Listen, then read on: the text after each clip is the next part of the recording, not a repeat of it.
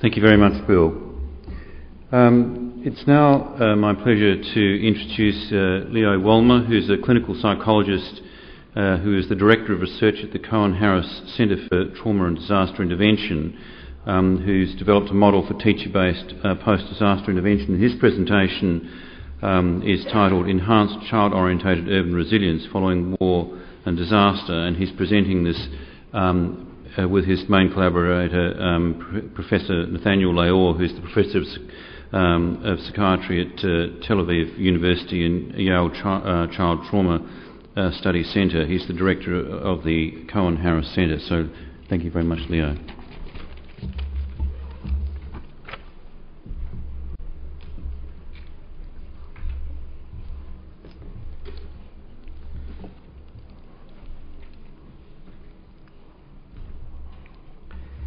Thank you, Sandy.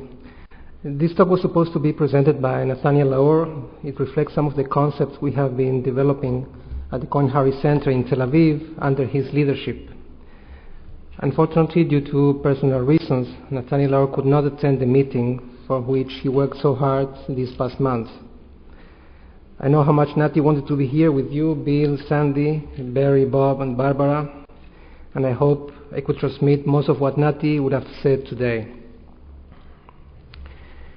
Investigating child-oriented social capital in systemic disaster preparedness is the name of the presentation. Following natural and human-made events such as Katrina or the last Lebanon war a year ago, professionals in the area of disaster response feel an increased necessity to emphasize the importance of community preparedness and social resilience in order to cope effectively with mass disaster and ensure a rapid rehabilitation of the affected population. Resilience has become a buzzword these days. However, without a real effort to define resilience on the individual level as well as on the social and the systemic levels, and without properly operationalizing and testing these notions, our recommendations, practical as they be, might remain without sound theoretical and integrative basis.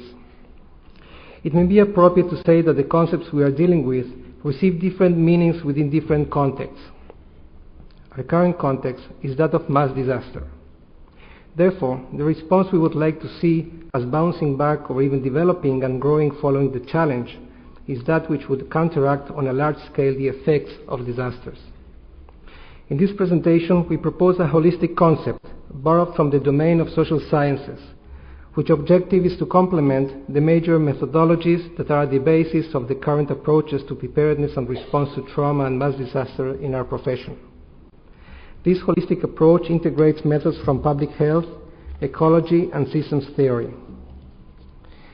We define a mass disaster as a natural or human-made event that acutely and extensively damages properties and lives, engendering a systemic and continuously disrupting devastating impact on metrics, livelihood, and basic daily routines of whole communities.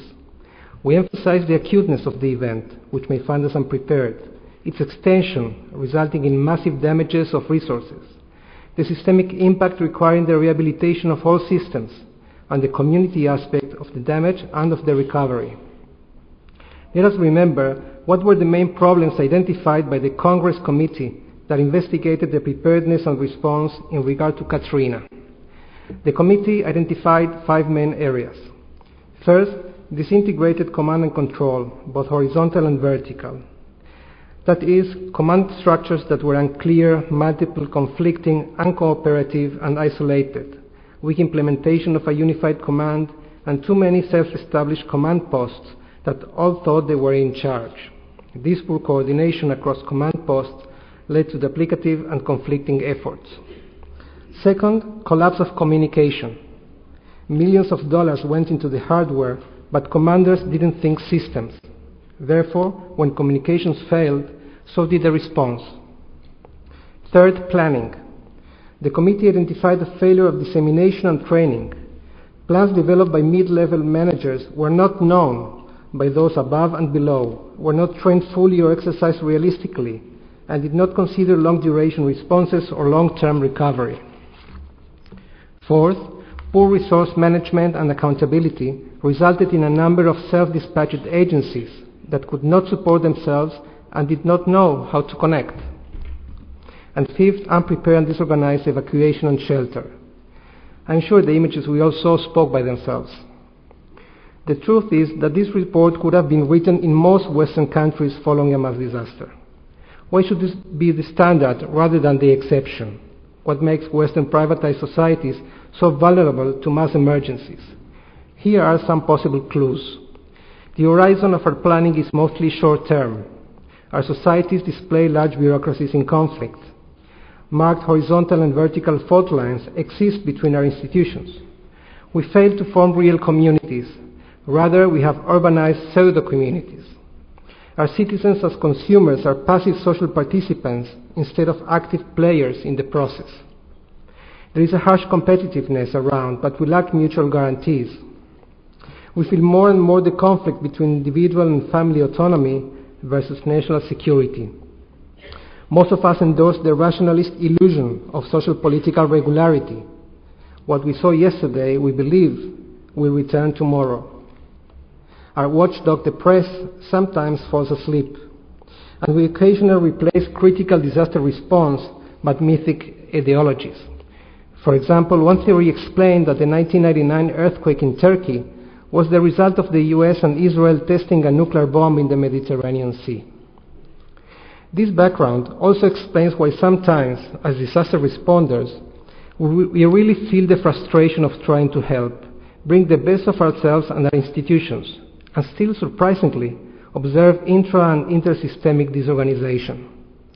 Like the following paramedic trying to help an injured player. I'm sure he did his best and was well-intentioned, despite the discomfort he created in the already suffering player. Aber beim 0:0. Austria verliert 2 wichtige Punkte gegenüber Rapid und hat heute nichts zu lachen. Die Lacher hat dafür dieser Rotkreuzmann auf seiner Seite.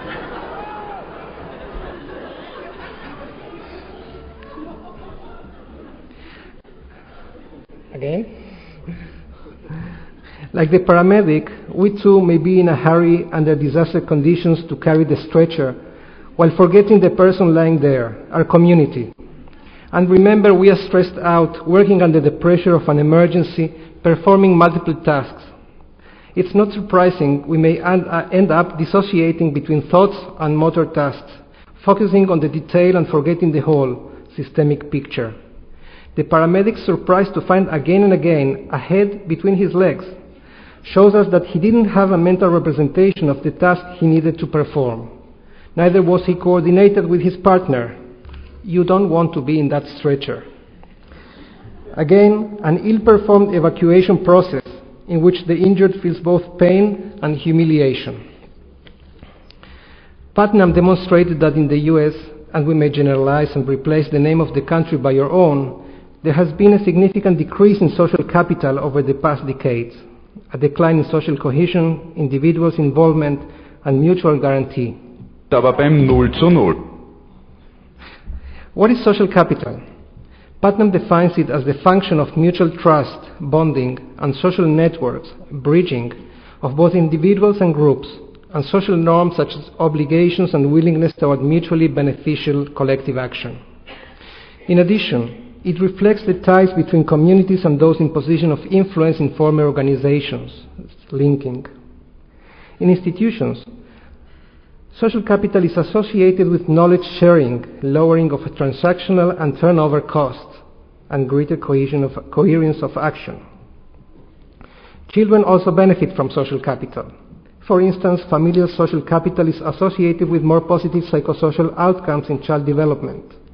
Bonding and bridging social capital influence child psychosocial development in early school years. Several studies show the positive relationship between social capital and community mental health. Among others, social capital is associated with improved child development and adolescent well-being, increased child and adult mental health, lower crime rates and youth delinquency, lower susceptibility to binge drinking and depression, lower levels of stress, and better public health services. The positive effect of social capital is seen also on the level of community post-disaster recovery. A study by Nakagawa and Shaw demonstrated that communities with social capital coupled with strong community leadership, were more efficient in rescue and relief, recovered faster, and its members were more satisfied with the recovery process. Due to the extension of the damage and the massive needs arising, our ecological approach proposes that no thorough process of disaster relief and community rehabilitation can be accomplished without the use of mediators. Rather than mental health or trauma clinics professionals, mediators are natural agents operating in natural community institutions, within which they may engage the community in the rehabilitation process.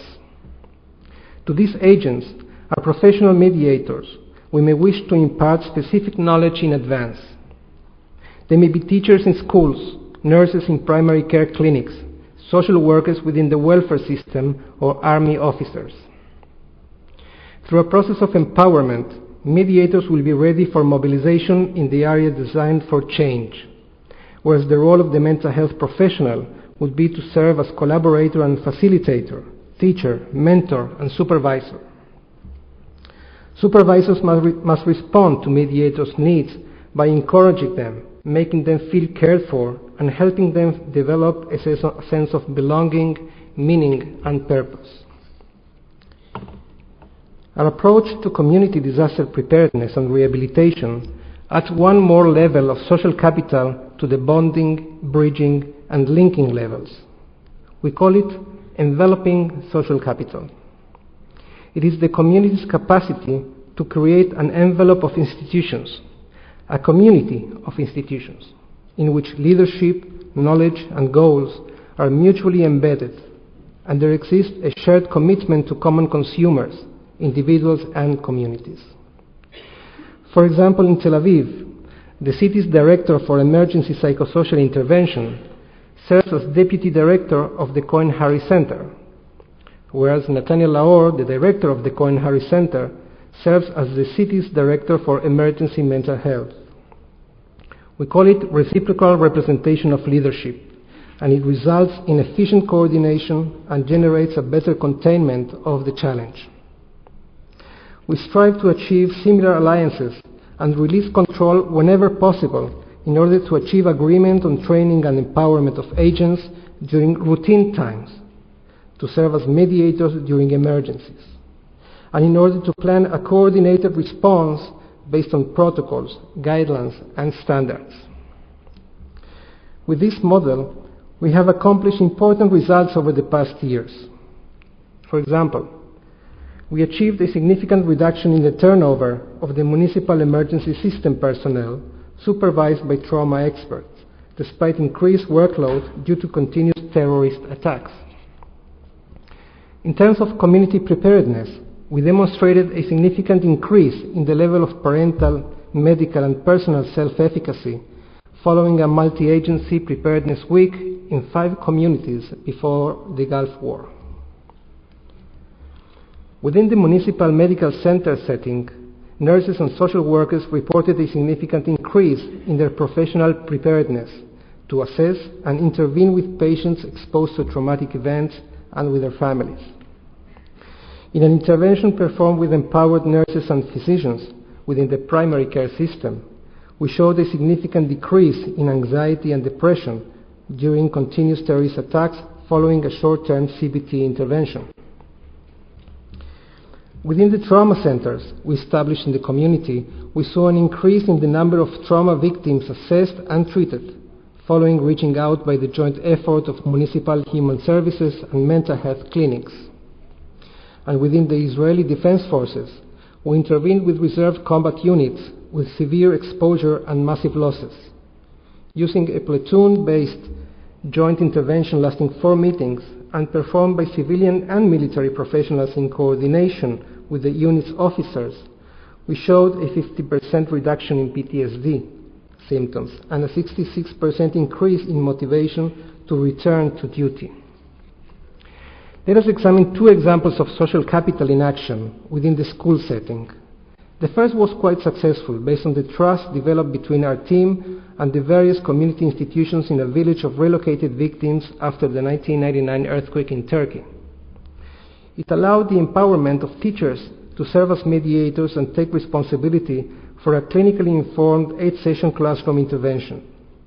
Over a period of 4 weeks, 2 meetings a week, supervised teachers were able to reduce the percentage of children with severe and very severe post-traumatic symptoms from 34 to 15%, and change the entire school atmosphere as one of a living and vital community.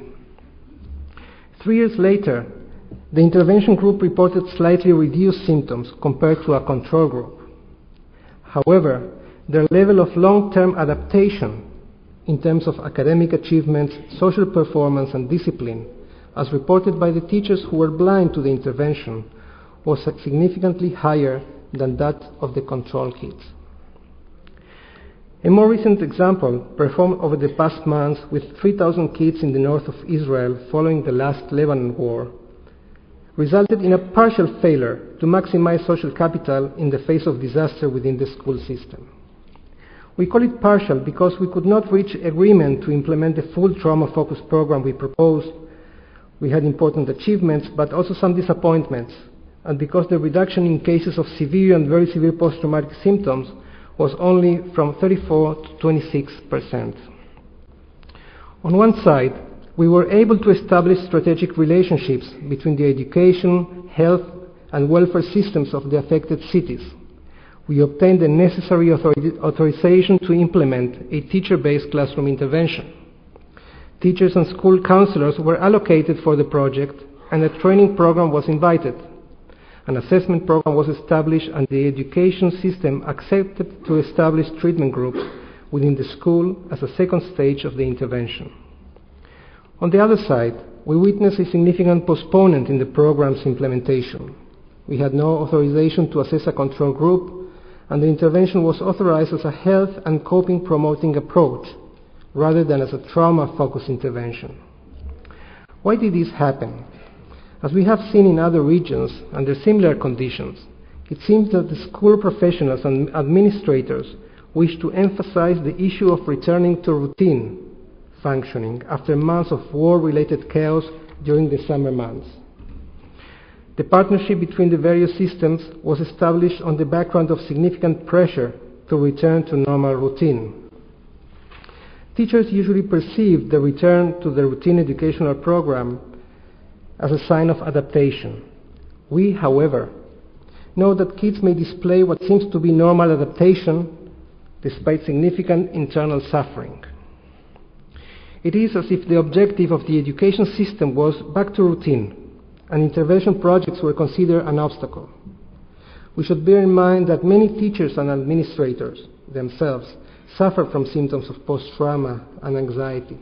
We met them and worked with them. Despite the partial nature of the intervention, it created the basis for the process of building intersystemic strategic alliances and trust with all parties involved. These will be implemented as of the beginning of this year. We are fully engaged now in the process of creating the envelope of institutions as described. Knowledge must be disseminated interinstitutionally. Coordination and preparedness foster resilience. Also, we need standards for drills, because in our region, the need to respond to the next mass emergency is only a matter of time. Thank you very much.